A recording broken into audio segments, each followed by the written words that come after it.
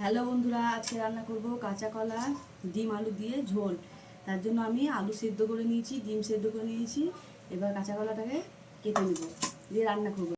তো দেখো, আমি গ্যাসটা জ্বালিয়ে কড়াইটা বসিয়ে দিয়েছি। এর মধ্যে দিয়ে দেবো সর্ষের তেল, সামান্য হলুদ আর নুন দিয়ে দেবো। এর মধ্যে আমি কিন্তু ডিমগুলো ভেজে নেব।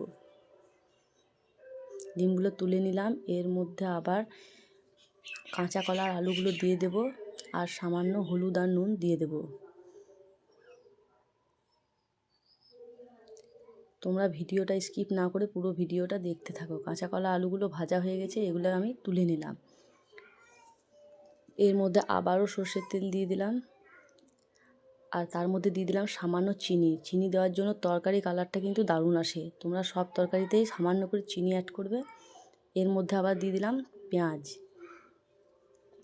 পেঁয়াজটা লাল হয়ে গেল, তার মধ্যে দিয়ে দিলাম আদা রসুন আর লঙ্কা বাটা।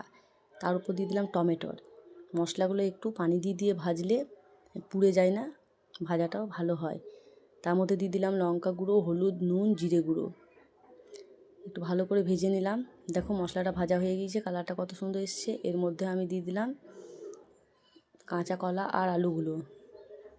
তো এর মধ্যে এগুলো ভাজা হয়ে গেছে, তো এর মধ্যে আমি পানি অ্যাড করে দেবো। তোমরা যেরকম পরিমাণে ঝোল খেতে চাও সেরকম পরিমাণে তোমরা পানিটা অ্যাড করবে।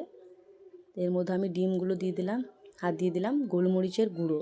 এর মধ্যে তোমরা কিন্তু গরম মশলাও দিতে পারো, গরম মশলা খাই না তাই গোলমরিচ গুঁড়ো দিয়েছি।